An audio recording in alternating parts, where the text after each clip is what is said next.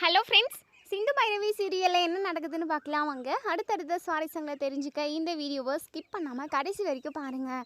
இப்போ இங்கே சிந்து கிட்ட வந்து அன்னபூர்ணி பயங்கரமாக சத்தம் போடுறாங்க. சிந்து, உனக்கெல்லாம் கொஞ்சம் கூட அறிவே இல்லையா? உனக்கெல்லாம் சூடு சொரணை ஏதாவது இருக்கா இல்லையா? நான் உனக்கு எத்தனை டைம் சொல்லியிருக்கேன், சிவா கூட இப்படி நெருக்கமாக பழகாத. உன்னையும் சிவாவையும் நான் எப்போவுமே ஒன்று சேர்த்து வைக்க மாட்டேன், உனக்கு என்றைக்குமே மன்னிக்கவே மாட்டேன்னு சொல்லி தான் சொல்லியிருக்கேன். உனக்கு கொஞ்சம் கூட அறிவில்லை அப்படின்னு சொல்லிட்டு பயங்கரமாக கோவப்படுறாங்க. உடனே நம்ம சிவா இருந்துட்டு, ஏன் பெரியம்மா இப்படி சிந்து மேலே கோவப்படுறீங்க? தயவு செஞ்சு இப்படி கோவப்படாதீங்க. இல்லை சிவா, நானும் எத்தனை டைம் சொல்கிறது அப்படின்னு சொல்லிட்டு உடனே இங்கே நம்ம சிவா இருந்துட்டு, சிந்துக்கு ஏன் இப்படி அடிப்படுது தெரியுமா? எதனால் அவளுக்கு நான் ஹெல்ப் பண்ணியிருக்கேன் தெரியுமா அப்படின்னு சொல்லிட்டு ஸ்னேகாவும் அவங்க அப்பாவும் பேட்டி கொடுத்த விஷயம், அதுக்கப்புறம் சிந்து போயிட்டு அவங்க வீட்டில் சண்டை போட்டு அடி கொடுத்த விஷயம், அடி வாங்கின விஷயம்னு இங்கே நம்ம சிவா அன்னபூர்ணிக்கிட்ட சொல்கிறாங்க. ஸோ அன்னபூர்ணி இருந்துட்டு பயங்கரமாக ஷாக் ஆகுறாங்க. என்ன சொல்கிற சிவா? அந்த ஸ்னேகா உன்னை அவமானப்படுத்தினாளா? அதை கேட்க போன சிந்துவை அடித்தாளா? நான் அவளை உண்டுலன்னு பண்ணாமல் விட மாட்டேன் அப்படின்னு சொல்லிட்டு இங்கே நம்ம அன்னபூர்ணி வந்து அவங்களோட ஃப்ரெண்ட்ஸு, அதுக்கப்புறம் அவங்களுக்கு தெரிஞ்சவங்கன்னு சொல்லிட்டு இவங்க எல்லாரையுமே இப்போது இங்கே ஸ்னேகாவோட வீட்டுக்கு கூட்டிகிட்டு போகிறாங்க. ஸோ வீட்டுக்கு போனதுமே, ஹே ஸ்னேகா வெளியே வாடி அப்படின்னு சொல்லிட்டு ரொம்ப சத்தமாக இங்கே நம்ம அன்னபூர்ணி வந்து கோவமாக கூப்பிட்டுக்கிட்டு இருக்காங்க. ஏதோ சத்தம் கேட்குதுன்னு சொல்லிட்டு ஸ்னேகாவும் ஸ்னேகாவோட அப்பாவும் வெளியே வந்து பார்க்குறாங்க. வாங்க ஆண்டி, வந்து உட்காருங்க, வாங்க, டீ காஃபி ஏதாவது குடிக்கிறீங்களா அப்படின்னு சொல்லிட்டு இங்கே ஸ்னேகா வந்து நக்கலாக கேட்கவும், இங்கே பாரு, உங்கள் வீட்டில் வந்து நான் விருந்து சாப்பிட்றதுக்காக ஒன்றும் வர கிடையாது. என் பையனை தப்பாக பேசி நீ சேனல்காரங்க கிட்ட சொல்லி வச்சுருக்கியா? இங்கே பாரு, நீ நினைக்கிற மாதிரி ஒன்றும் என் பிள்ளை தப்பானவன் கிடையாது. அது மட்டும் இல்லாமல் பொய்யா சொல்லி வச்சுருக்கல, அது எல்லாமே இப்போது நீ பொய் சொன்ன அப்படின்றத நீ இப்போது எல்லார்கிட்டையுமே சொல்லணும். இப்போவே ஒரு ஃபோனை எடுத்து வீடியோ எடுடி. என் பிள்ளைக்கும் உனக்கும் எந்த சம்மந்தமும் இல்லை. நான் முன்ன பேட்டி கொடுத்த மாதிரி சிவா ரொம்ப தப்பான ஆளெல்லாம் கிடையாது, ரொம்ப நல்லவர். அப்படி இப்படின்னு நீ சிவாவை பற்றி நல்ல விதமாக பேசுகிற, இல்லைன்னா உன் வாயெல்லாம் அப்படி உடச்சி பல்லெல்லாம் கழட்டி எடுத்துருவேன். என் மருமகளவே அடிக்க வந்திருக்கே, அடிச்சு அடி, உன்னை சும்மா விட மாட்டாண்டி அப்படின்னு சொல்லிட்டு பயங்கர கோவமாக பேசுவோம். என்னான்ட்டி மிரட்டுறீங்களா? நீங்கள் சொல்கிற மாதிரியெல்லாம் என்னால் வீடியோ போடவே முடியாது. கண்டிப்பாக நான் ஏதாவது பண்ணி சோஷியல் மீடியா மூலமாக நான் சிவா கூட ஒன்று சேர்ந்து வாழ தான் போகிறேன். அதை நீங்கள் பார்க்க தான் போகிறீங்க ஆண்டி அப்படி சொல்லி சொல்கிறாங்க. அன்னபூர்ணி இருந்துட்டு, இங்கே பாருடி, அது எக்காரணத்துக்காகவும் நடக்கவே நடக்காது.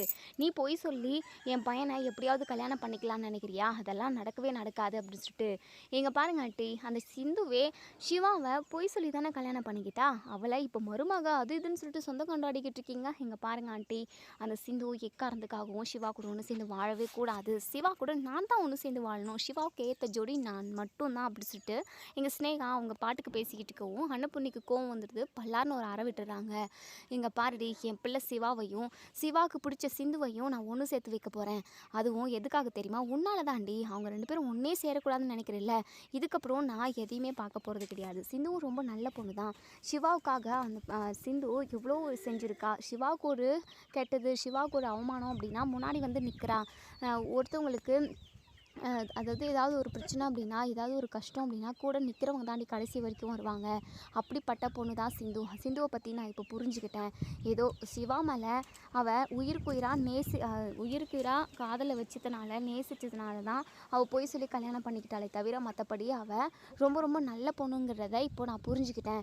சிவாவையும் சிந்துவையும் ஒன்று சேர்த்து உன் கண்ணு முன்னாடி சந்தோஷமாக வாழ வைக்கிறேன்டி.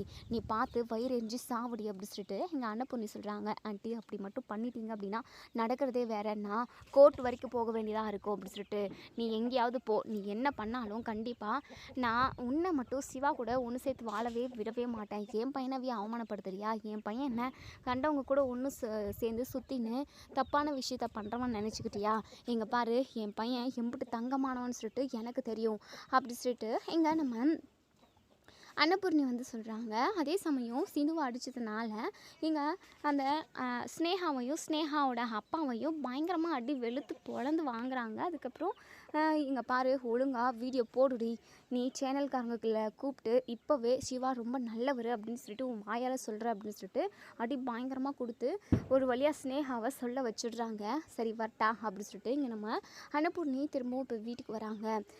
இப்போது வீடியோ வந்து இங்கே ஸ்னேகா அப்லோட் பண்ணியிருப்பாங்க. அதை பார்த்ததுமே சிந்து ரொம்ப சந்தோஷப்படுறாங்க. டாக்டர், இங்கே பாருங்க டாக்டர் அப்படின்னு சொல்லிட்டு, இதுக்கெல்லாம் காரணம் அன்னபூர்ணி பெரியம்மாவை தான் இருக்கணும். ஏன்னா அன்னபூர்ணி பெரியம்மா தான் இந்த ஸ்னேகாவை என் மேலே எந்த தப்பும் இல்லைன்னு சொல்ல வச்சுருப்பாங்க அப்படின்னு சொல்லிட்டு. என்ன சொல்கிற டாக்டர் அப்படின்னு சொல்லிட்டு உடனே அப்போ தான் அன்னபூர்ணி வராங்க. ஆமாம் சிந்து, நான் தான் அந்த ஸ்னேகாவை 4 அடி அரைஞ்சி கொடுத்து அவ்வளோ என் பிள்ளை நல்லவன்றதை எல்லாருக்கிட்டையுமே சொல்ல வச்சேன். அது மட்டும் இல்லாமல் இன்னொரு சந்தோஷமான விஷயம் சிந்து, நீயும் சிவாவும் ஒன்று சேர்ந்து சந்தோஷமாக வாழணும் அப்படின்னு சொல்கிறாங்க. இதை கேட்டு இங்கே நம்ம சிந்து பயங்கரமாக ஷாக் ஆகுறாங்க. ஏன்னா இதை வந்து அவங்க எக்ஸ்பெக்ட் பண்ணியிருக்க மாட்டாங்க. என்னைக்காவது நம்ம அன்னபூர்ணியோட மனசு மாறும், கண்டிப்பாக டாக்டர் கூட நம்ம ஒன்று சேர்ந்து வாழ்வோம் அப்படிங்கிற ஒரு நம்பிக்கையில் தான் இருந்தாங்க. ஆனால் இவ்வளோ சீக்கிரமாக நம்ம அன்னபூர்ணி சிந்துவை மன்னிச்சு ஏற்றுப்பாங்கன்னு சொல்லிட்டு அவங்க நினைக்கவே இல்லை. ஸோ இப்போது நம்ம சிந்து பயங்கர ஹாப்பியாக இருக்காங்க. உடனே இங்கே நம்ம அதாவது சிவா இருந்துட்டு, பெரியம்மா என்ன பெரியம்மா சொல்கிறீங்க, சிந்துவையும் என்னையும் ஒன்று சேர்த்து வைக்க போகிறீங்களா, அப்போது நீங்கள் சிந்துவை மன்னிச்சு ஏற்றுக்கிட்டீங்களா அப்படின்னு சொல்லி கேட்கவும், ஆமாம் சிவா, இதுக்கப்புறம் உன்னை நான் கஷ்டப்பட விடவே மாட்டேன். நீ நினச்ச மாதிரி, நீ ஆசைப்பட்ட மாதிரி சிந்து கூட சந்தோஷமாக ஒன்று சேர்ந்து வாழணும். அதே மாதிரி ஆறுமுகமும் பைரவி கூட ஒன்று சேர்ந்து வாழணும். எனக்கு அது ஒன்று மட்டும் போதும்ப்பா அப்படின்னு சொல்லிட்டு, நீங்கள் கவலையே படாதீங்க பெரியம்மா, கண்டிப்பாக பைரவியோட மனசு மாறும், ஆறுமுகத்தை கண்டிப்பாக அவங்க மன்னிச்சு ஏற்றுப்பாங்க. அதுக்கான ஒரு சுச்சுவேஷனை அந்த கடவுள் ஏற்படுத்தி கொடுக்கும் அப்படின்னு சொல்லிட்டு எங்கள் நம்ம சிவா வந்து சொல்கிறாங்க. இப்போ இங்கே நம்ம அன்னபூர்ணி ஒரு ரொம்ப ரொம்ப ரொம்ப நல்ல காரியம் செஞ்சுருக்காங்கன்னு கூட சொல்லலாம். ஸோ இவங்க இந்த விஷயத்த செஞ்சதுனால கண்டிப்பாக இந்த புண்ணியம் நம்ம ஆறுமுகத்தோட மனசில் உள்ள ஆசை, அதாவது பைரவியை கல்யாணம், அதாவது பைரவி கூட ஒன்று சேர்ந்து சந்தோஷமாக வாழணும்னு சொல்லிட்டு இப்போ வரைக்குமே நம்ம ஆறுமுகம் வந்து நினச்சிக்கிட்டு இருக்காங்க. ஸோ அந்த ஆசை கண்டிப்பாக நடக்கும். ஏன்னா இத்தனை நாளாக நம்ம சிந்துவையும் சிவாவையும் பிரித்து வச்சு பாவத்தை சேர்த்திக்கிட்டாங்க நம்ம அன்னபூரணி. ஸோ அந்த பாவம் கூட கண்டிப்பாக ஆறுமுகத்துக்கு நல்லது நடக்காமல் இப்போ ஆறுமுகம் நினச்ச மாதிரி பைரவி கூட ஒன்று சேர்ந்து வாழ முடியாமல் தவிச்சிக்கிட்டு இருக்காங்கன்னு கூட சொல்லலாம். ஸோ இப்போது நம்ம அன்னபூர்ணி ரொம்ப ரொம்ப ரொம்ப நல்ல விஷயம் செஞ்சுருக்காங்க. ஸோ 2 பேரும் உயிருக்கு உயிராக நேசிக்கிறாங்க, 2 பேரும் ஒன்று சேர்ந்து வாழணும்னு நினைக்கிறாங்க சிந்துவும் சிவாவும். ஸோ அவங்கள வந்து இப்போது ஒன்று சேர்த்து வச்சுட்டாங்க. கண்டிப்பாக இப்போது நம்ம அன்னபூர்ணி ஒரு விஷயம் ஸ்ட்ராங்காக மனசில் உறுதியாக இருக்காங்க அப்படின்னா என்ன அப்படின்னா, நம்ம பைரவியும் ஆறுமுகமும் ஒன்று சேரணும் அப்படின்றது தான். ஸோ கண்டிப்பாக சீக்கிரமாகவே அது நடக்கணும்னு நினைக்கிறவங்க இந்த வீடியோ கீழே கமெண்ட் பண்ணி தெரிவிங்க. நம்ம பைரவி ஆறுமுகத்தை தப்பாக தான் புரிஞ்சுக்கிட்டு இருக்காங்க. ஸோ ஆறுமுகத்தோட மனசு ரொம்ப ரொம்ப நல்ல மனசு, தங்கமான குணம் அப்படிங்கிறது எல்லாத்தையுமே அவங்க புரிஞ்சுக்கணும். இப்போ இங்கே நம்ம ஆறுமுகம் ரொம்ப நொந்து போய் தான் இருக்காங்க, கோவிலாண்டு தான் உட்காண்ட்ருக்காங்க. ஏன்னா நம்ம பைரவி உறுதியாக சொல்லிட்டாங்க, கண்டிப்பாக நான் அந்த வீட்டை விட்டு போக தான் போகிறேன், இதுக்கப்புறம் எதுக்காகவும் எக்காரணத்துக்காகவும் இந்த வீட்டில் நான் இருக்கவே மாட்டேன், டிவோர்ஸ்க்குமே அப்ளை பண்ணிட்டாங்க.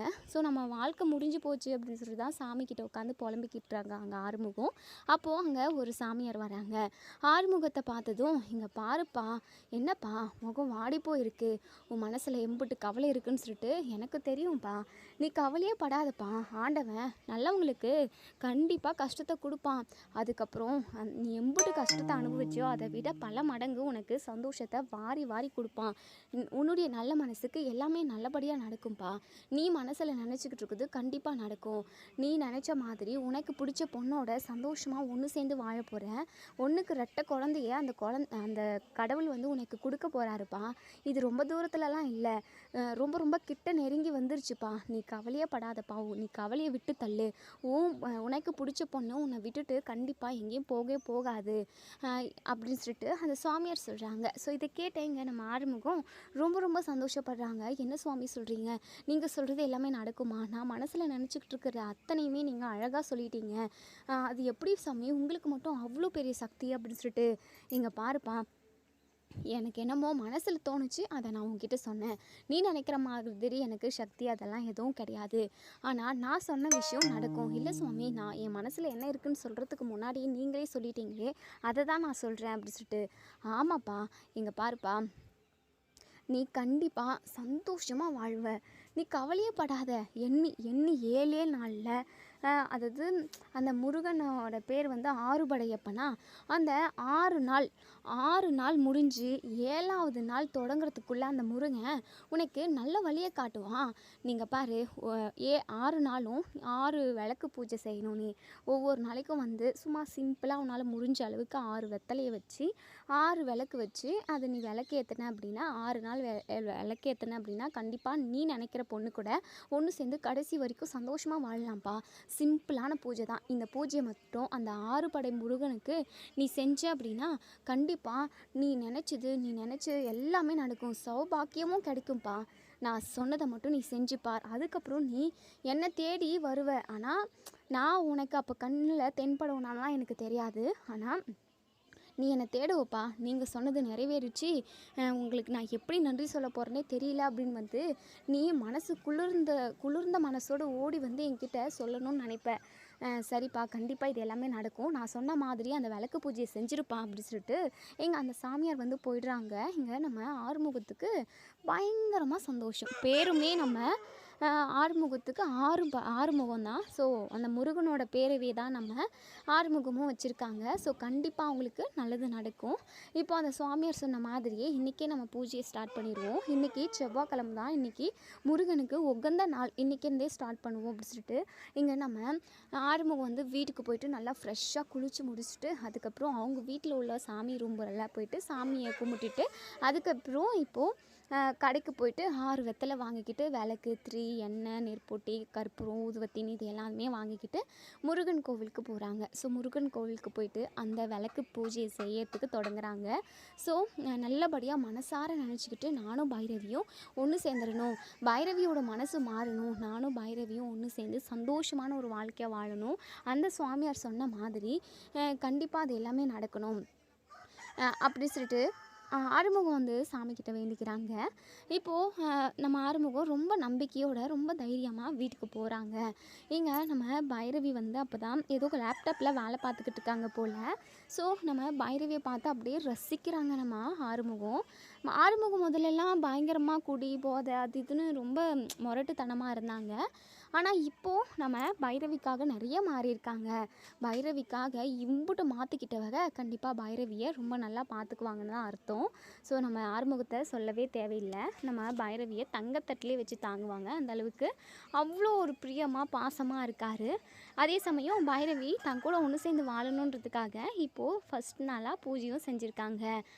கண்டிப்பாக பைரவி, நான் உன் கூட ஒன்று சேர்ந்து வாழ்வேன், எக்காரணத்துக்காகவும் நீ என்னை விட்டுட்டு போக மாட்டேன் பைரவி, அந்த நம்பிக்கை எனக்கு ஆழமாக என் மனசுக்குள்ளே வந்துருச்சு, அந்த ஆறுபடை முருகன் எனக்கு துணை இருப்பான் அப்படி சொல்லிட்டு இங்கே நம்ம ஆறுமுகம் வந்து நினைக்கிறாங்க.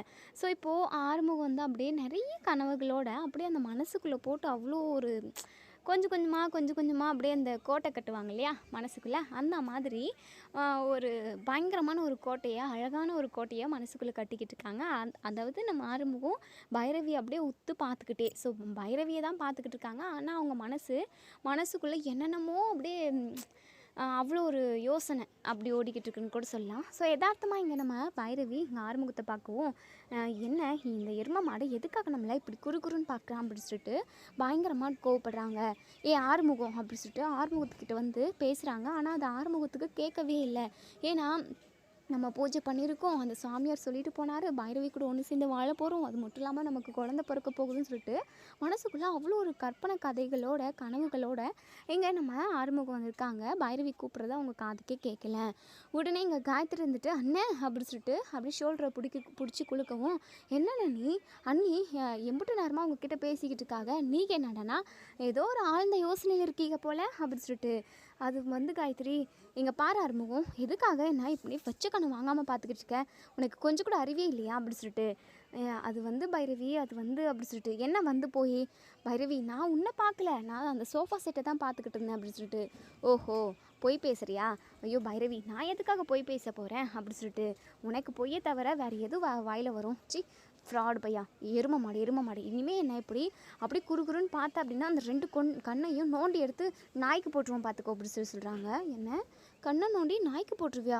அப்போ எப்படி பைரவி, நான் என் கண் இல்லாமல் இந்த உலகத்தை, இந்த இயற்கையை, இந்த மரம் செடி கொடின்னு இது எல்லாத்தையும் நான் எப்படி பைரவி ரசிக்க முடியும்?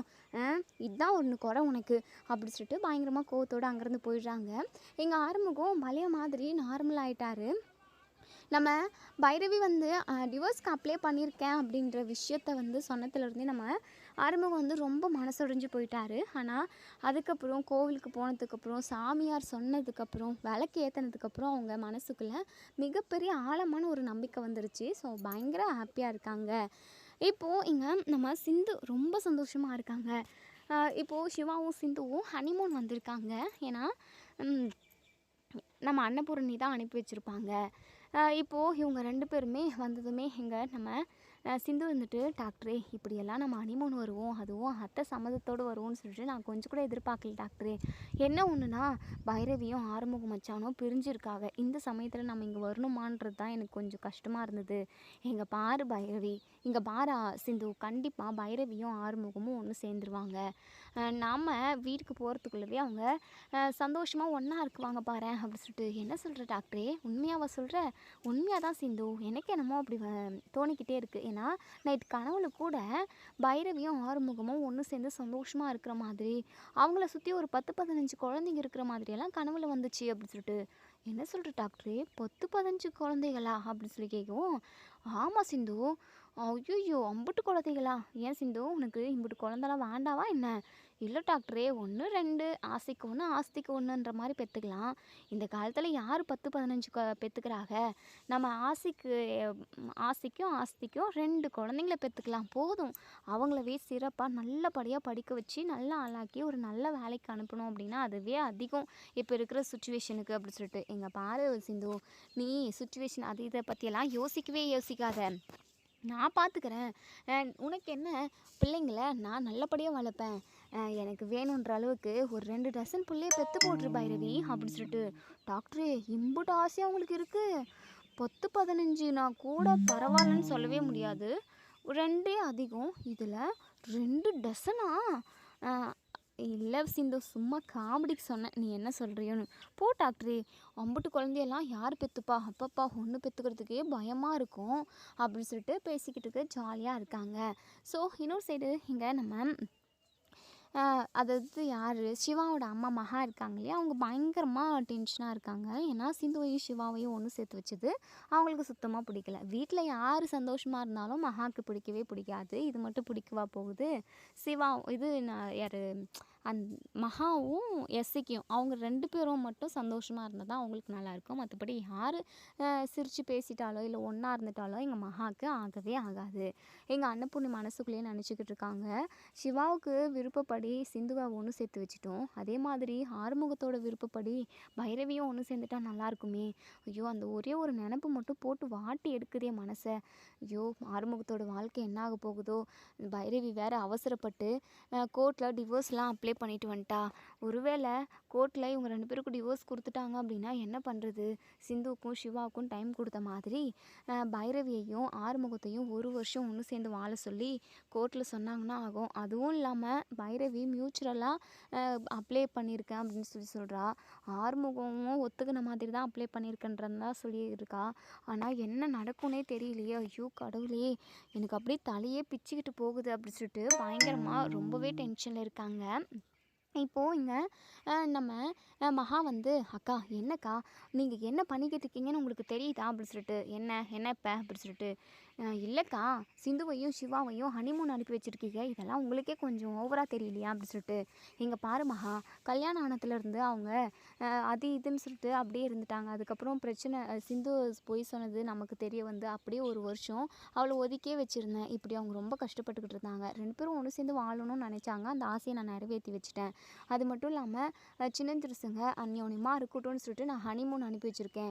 இல்லைக்கா, பைரவியும் ஆறுமுகம் பிரிஞ்சிருக்காங்க. பைரவி இந்த வீட்டை விட்டே போகிறேன், ஆறுமுகத்துக்கு டிவோர்ஸை கொடுத்துட்டு அப்படின்னு சொல்லிக்கிட்டு இருக்காங்க. ஆறுமுகம் ரொம்பவே நொந்து போயிருக்கான். அவங்க இப்படி இருக்கிறப்போ இவங்களுக்கு ஹனிமூனெல்லாம் தேவைப்படுதா? அது மட்டும் இல்லாமல் அந்த சிந்து சிவா கூட ஒன்று சேர்ந்து வாழ்ந்தா சிவாவோட வாழ்க்கையே நல்லா இருக்காதுக்கா. இது எல்லாத்தையும் யோசிச்சு தான் நீங்கள் முடிவெடுத்தீங்களா? சிவாவோட வாழ்க்கையை கொஞ்சமாவது நீங்கள் யோசிச்சிங்களாக்கா அப்படின்னு சொல்லிட்டு. எங்கள் பாரு மகா, நான் எதை யோசிச்சினோ யோசிக்கலையோ எனக்கெல்லாம் தெரியாது. ஆனால் சிவாவோட சந்தோஷத்தை நான் யோசித்தேன். சிவாவோட மனசில் என்ன இருக்குன்றதை யோசித்தேன். இதை மட்டும்தான் யோசித்தேன். வாழ்க்கைனா எல்லாருக்கும் பிரச்சனை வரதான் செய்யும் மகா. இங்கே பாரு, சிந்து சிவா மேலே உயிரே வச்சுக்கிட்டு இருக்கா. அளவு கடந்த பாசத்தை வச்சுக்கிட்டு இருக்கா. சிவாவுக்கு ஒன்றுனா ஓடி போய் நிற்கிறா. அவளை மாதிரி ஒரு பொண்ணு அவனுக்கு பொண்டாட்டியை கிடைக்கிறதுக்கு சிவா ரொம்ப ரொம்ப கொடுத்து வச்சுருக்கணும். எனக்கே நம்ம அவங்க 2 பேரையும் ஒன்று சேர்த்து வைக்கணும்னு தோணுச்சு. அதனால் அவங்க 2 பேரையும் நான் ஒன்று சேர்த்து வச்சுட்டேன். தேவையில்லாமல் கொட்டையை குழப்பி ஏதாவது பிரச்சனையை வம்பு இழுத்து விடணும்னு சொல்லிட்டு நீ நினைக்காத மகா. உன் வேலை என்னமோ அதை போய் பார்ப்போம் அப்படின்னு சொல்லிட்டு இங்கே மகாவை அப்படியே நோஸ் கட் பண்ணி அங்கேருந்து அனுப்பிடுறாங்க. உடனே மகா இசைக்கு கால் பண்ணி, இசக்கி இங்கே என்னென்னமோ நடந்துக்கிட்டு இருக்காடா, இந்த காயத்ரி கிட்டேருந்து உன்னை பிரிச்சுட்டாங்க. அது மட்டும் இல்லாமல் இந்த சிந்துவை ஒதுக்கி வச்சுருந்தாங்க. இன்றைக்கி சிவாவையும் சிந்துவையும் ஒன்று சேர்த்து வச்சு ஹனிமூனுக்கு அக்கா அனுப்பி வச்சுட்டாங்கடா அப்படின்னு சொல்லிட்டு இதை கேட்ட இசைக்கு பயங்கரமாக ஷாக் ஆகுறாங்க. என்னக்கா சொல்கிறீங்க? என்னை மட்டும் காயத்துக்கிட்டேருந்து பிரித்து இப்படி கஷ்டப்பட விட்டுக்கிட்டு இருக்காங்க. ஆனால் அந்த சிந்து சந்தோஷமாக இருக்காளா? நான் இன்றைக்கி வீட்டுக்கு வெளியே இருக்கேன் அப்படின்னா அதுக்கு அந்த சிந்து தான் காரணம் அப்படின்னு சொல்லிட்டு பயங்கரமாக கோவப்படுறாங்க இங்கே இசைக்கு. அக்கா ஏதாவது பண்ணணும்க்கா. டேய் எசக்கி, நான் அதுக்கு தான் உனக்கு கால் பண்ணேன். வெளியில் போயிருக்கிறவங்க திரும்ப வீட்டுக்கே வரக்கூடாது. ஆனால் என் பையனுக்கு எதுவும் ஆகக்கூடாதுடா. அந்த சிந்துவை போட்டு தள்ளிடு அப்படின்னு சொல்கிறாங்க. சொல்லிட்டீங்களக்கா, நான் முடிச்சிடுறேன். அந்த சிந்துவால் நான் இப்போ எவ்வளோ கஷ்டப்பட்டுக்கிட்டு இருக்கேன். கண்டிப்பாக அந்த சிந்து கதையை நான் முடிச்சுட்டு உனக்கு ஃபோன் பண்ணுறேன்க்கா அப்படின்னு சொல்லிட்டு இங்கே அந்த எஸ்சிக்கு வந்து ஃபோனை வச்சிடுறாங்க. இப்போ எஸ்சிக்கு அவங்க ரவுடி ஆளுங்க கிட்டலாம் சொல்லி இந்த சிந்துவையும் சிவாவையும் போட்டு தள்ளணும் அப்படின்னு சொல்கிறாங்க.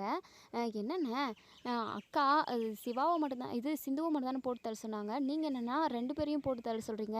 இங்கே பாருங்கடா, அந்த சிவாவும் நான் இப்படி கஷ்டப்பட்டுக்கிட்டு இருக்கிறதுக்கு ஒரு காரணம். அவன் நான் வீடியோ அதை இதுன்னு காட்டி என்ன ஜெயிலுக்கு அனுப்பினான். என்னை வீட்டை விட்டு வெளியே துரத்த வச்சான். அவனை உண்டுலன்னு பண்ணணும். அவன் செத்துடணும். அவங்க 2 பேருமே செத்துடணும். திரும்ப வீட்டுக்கே போகக்கூடாது. அக்கா கிட்டே என்ன சொல்லுவீங்க அப்படின்னு சொல்லி கேட்கவும், அக்கா கிட்டே நான் சமாளிச்சுக்கிறேன் அப்படின்னு சொல்லி சொல்கிறாங்க. ஸோ ரவுடி ஆட்களும் போகிறாங்க. அவங்க இருக்கிற இடத்த கண்டுபிடிச்சி அதுக்கு அவங்க 2 பேருமே பார்க்கில் நின்று பேசிக்கிட்டு இருக்காங்க. பின்னாடி இருந்து குத்துறதுக்காக ஒரு ரவுடி வந்து கத்தி எடுத்துக்கிட்டு போகிறாங்க. அது மட்டும் இல்லாமல் அந்த கத்தியில் விஷ மூலிகை வந்து தடவிருக்காங்க. ஏன்னா குத்துனதும் உயிர் போகிறதுக்காக. இப்போது நம்ம சிந்தி யதார்த்தமாக பின்னாடி திரும்பி பார்க்கவும் டாக்டரே அப்படின்னு சொல்லிட்டு நம்ம சிவாவை பிடிச்சி இழுத்துடுறாங்க. என்ன சிந்து அப்படின்னு சொல்லிட்டு பார்க்குறப்ப தான் ரவுடி பசங்க கையில் கத்தியோடு நின்றுக்கிட்டு இருக்காங்க. 4-5 ரவுடிங்க. ஸோ நம்ம சிந்து ரொம்பவே பயப்படுறாங்க. பயப்படாத சிந்து, நான் பார்த்துக்கிறேன் அப்படின்னு சொல்லிட்டு சிவா வந்து அவங்க எல்லாருமே அடிச்சு கீழே சாய்ச்சிடுறாங்க. டாக்டரே, நான் ரொம்ப பயந்துட்டேன் டாக்டரே இனிமேல் நம்ம இங்கே இருக்க வேண்டாம், நம்ம வீட்டுக்கு போவோம் டாக்டர் அப்படின்னு சொல்லிட்டு அடம்பிடிக்கிறாங்க.